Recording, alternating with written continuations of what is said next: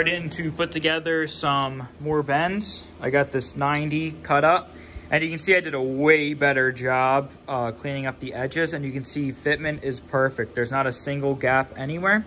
I think one big reason why, where's the downpipe? Maybe some of the cuts or some of the welds here got so sloppy is because I was having to fill a lot of these annoying gaps. So we got no gaps. And I think what I'm gonna do too is I think I'm gonna weld down here first. Because what happened when I welded up here, I think what I'm gonna do is put a little bead here, a little bead here, and then basically weld down here. Because what happened before was so much heat was put into this that it actually warped all these cuts down here, and they got all out of line and messy and wacky.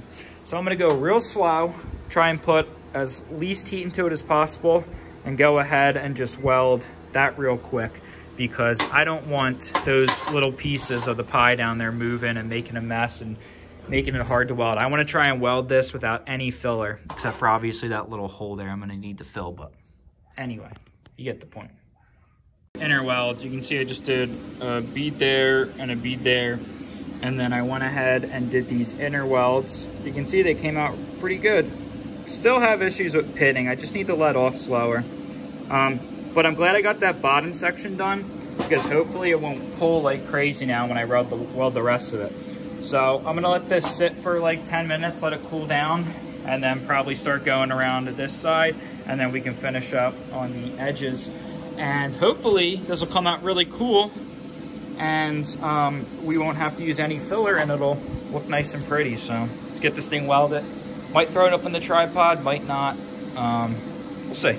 All right, so I moved the camera in hopes of maybe reducing the fan noise from that unit, but I got this coming out pretty darn good in terms of consistency, and only using the pulse and no wire. And I'm just gonna lay some beads down, because starting to notice improvement every time I come to this garage on my TIG line. So let's give it a try.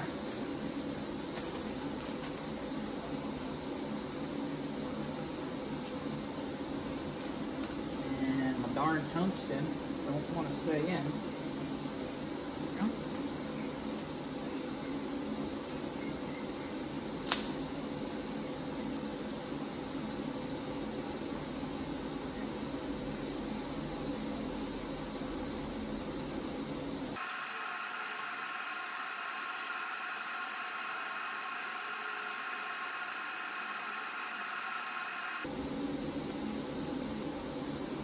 Working on not getting those pinholes. And I think I gotta figure it out. You just gotta let off real slowly and kind of move this in a circle.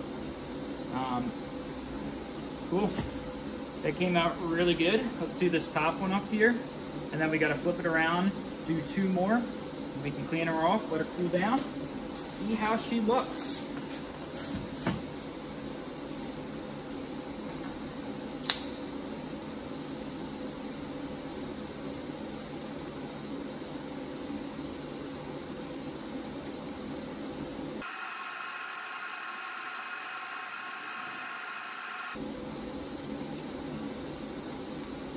Whoa, this is hot. This is hot. Damn it.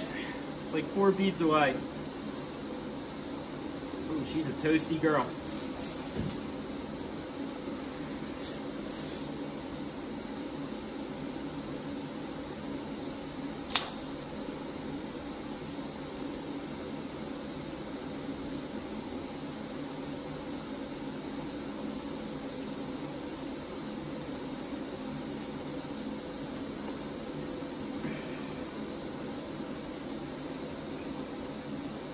Come on. I think I have quite a bit of post flow on, but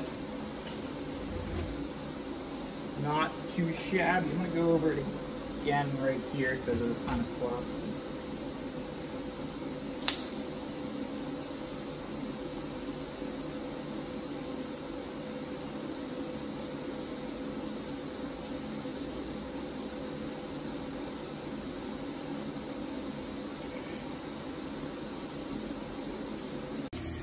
So yeah, these came out this little pie guy came out pretty good. I gotta clean it up with some acetone, but look at that. No more like gunk. No more freaking slopping this thing up.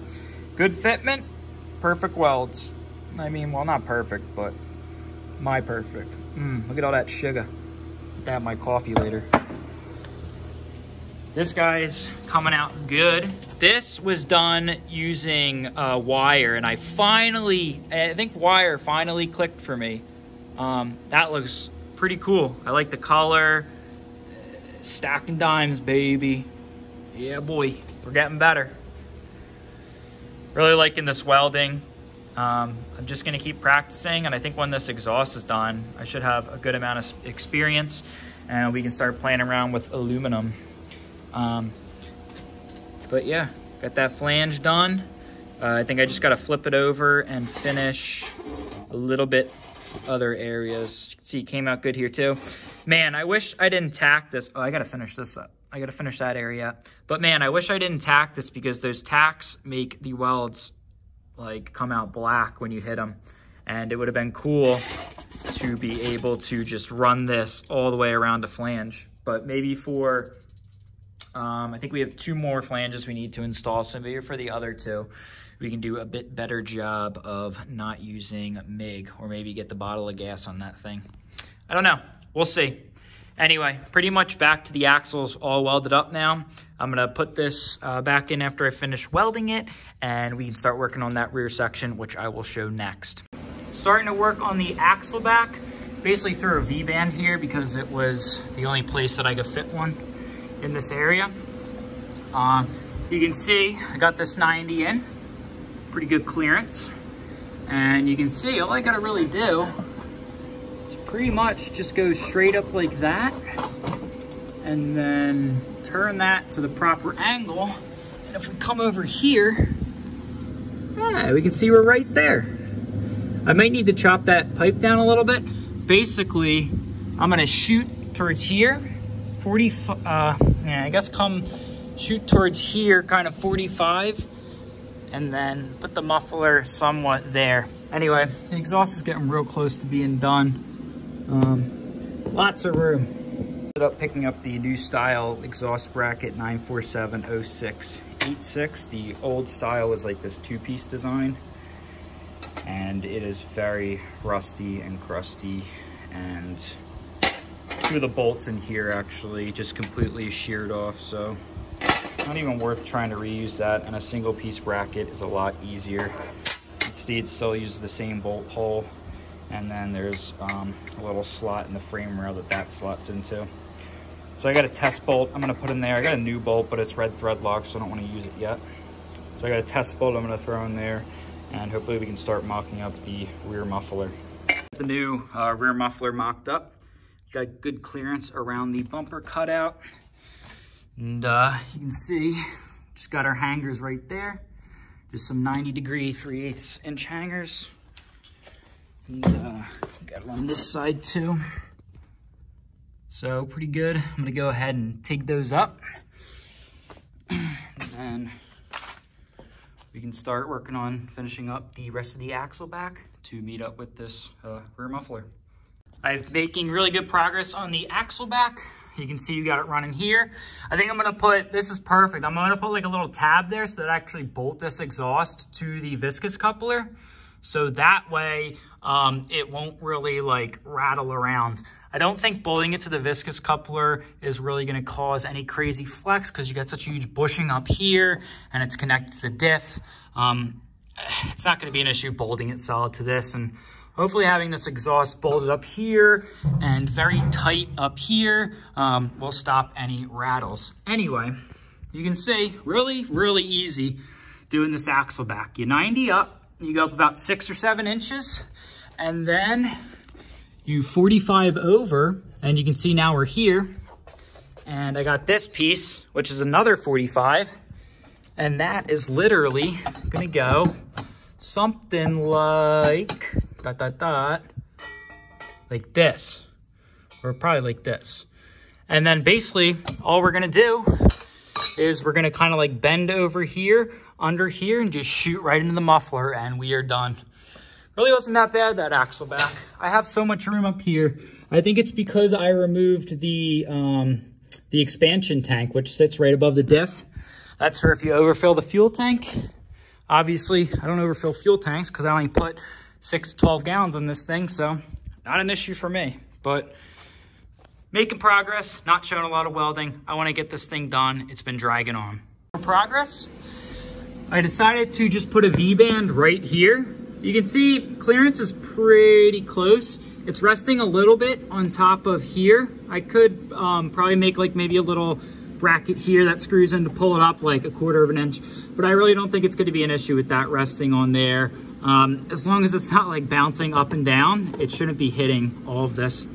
The reason I put a V-band here instead of trying to like come out and put one here is because since this pipe here, the axle back has 2 90s and a 45, it's like kind of hard to shimmy it up there. And if I make it any longer after that 45, right here where that V-band is, I can't actually get it in the car. I'd have to drop the subframe to put it on. And obviously we ain't doing that because that's not serviceable. So put a V-band there, mocking things up. Hopefully just come over there, drop down and shoot right into here. We are so close. I think I'm gonna start welding some of this stuff up because it's at a point where I can do that. Right there, you can see it clears the subframe, it clears the control arm. And if I wanna torque it, I can kind of like shoot up through here. So that's like perfect. Really happy with that. I didn't really plan to put it there, it just kind of ended up there. Anyway, we're close. I just basically need to shoot over here, kind of drop down and then like turn in.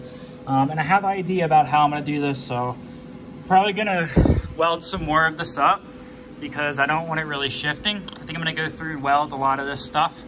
And then basically we can finish up this last little spot. We're done, finally. At these V-bands,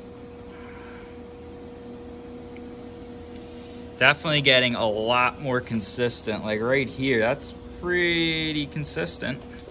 I don't want to touch this because it's really hot, but not too shabby if I say so myself.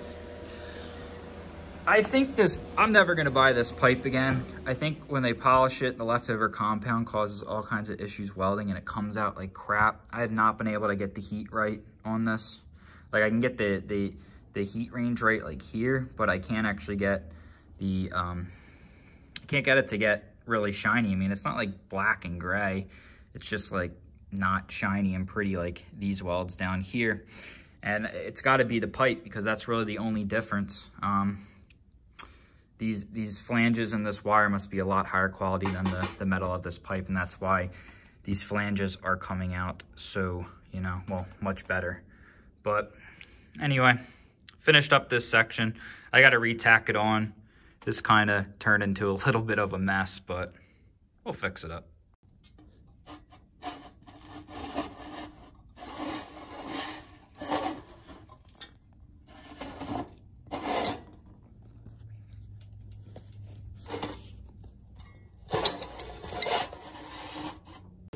I had to readjust this V-band a little bit. I put the car into the ground because I wanted to make sure that the V-band was clearing the control arm. And you can see we have all the room in the world, the car on the ground, so no issues there. Now we just got to shoot over here. We kind of got it like 45 and 45 here, and then go straight back.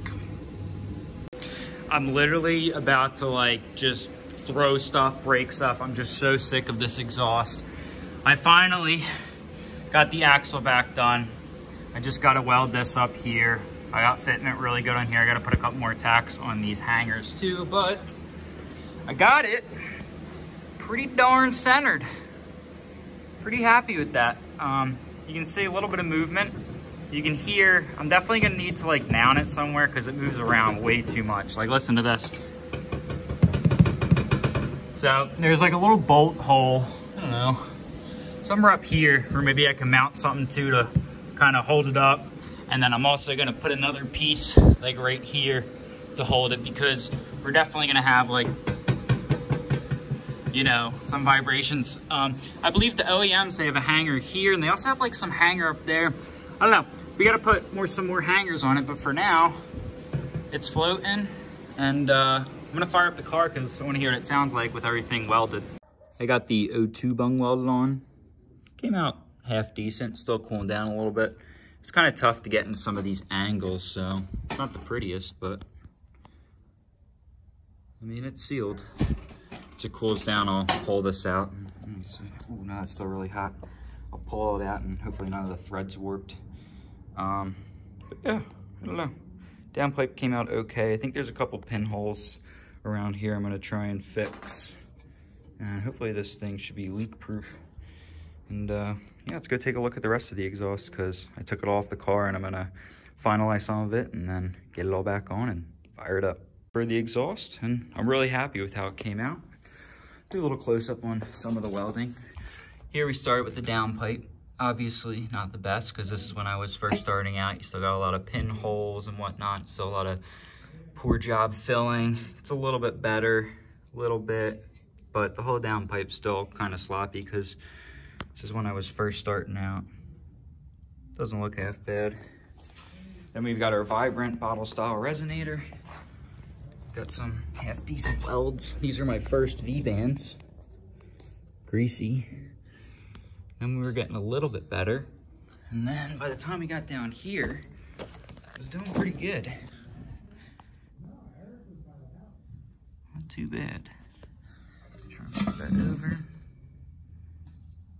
Yeah, half decent. And then we got the axle back section. This piece is actually oriented like this. You can see it 90s, goes up, 90s, goes over, and then 45s. And you can see, ooh, we got some pretty good welds on those flanges. Towards the end, I was getting a bit better, especially with some of these high cuts. You can see, looking better. And then by the time we got here, we're still doing decent on the flanges. And then just more pie cuts. And yeah, this came out decent too, color-wise. But yeah, I'll never buy this pipe again. This polished pipe, there's something wrong with it. Either it's not actually 304 and they're lying, or there's just the chromium's maybe just really cheap in it because, I mean, it just turns brown. It's not burning out and turning black, but it gets this nasty like brown like color. And I don't know how to get rid of that. Anyway, we got all the hangers tacked up. And yeah, this thing is ready to go on. I'm working on refilling my transfer case. I had a couple people ask me if it's possible to fill it in the car, and yes, it is. As long as you take the little breather vent out up there so that air can get out when the new fluid displaces it. You can use one of these like syringe pumps and just get a 4AN fitting to a barb right here, and you can get one of these pumps and it'll fit right up, and you fill this up with fluid and then just push it in, and the fluid's gonna displace the air in there and it's just gonna come out that vent hole. So you can see I took the cap off. The reason I took the cap off is because this is actually like pressure rated. So this only opens after a couple pounds of pressure or whatever. And I didn't want to be putting pressure in there, risking blowing out seals, trying to get this fluid in there and pressurize that air. Not interested in that, so I took the cap off. We'll fill it up. We're gonna do, this is like what, 400 milliliters, I think. This is like 400 milliliters, so we'll do probably 1 3/4 of these to try and get around 750 milliliters. Remounted the pump, I put it up here. I still got to do a more permanent solution than a zip tie, but I want to test this location out, and I want to test this new feed, and I want to make sure that you know, the pump can actually pull and push through these two 12-inch lines. So there's now 24 inches of line instead of like 12 inches. So I want to make sure we don't have any pressure issues. Anyway, let's get this case filled up. I got this all tightened, and fluid is not going to leak through here past here.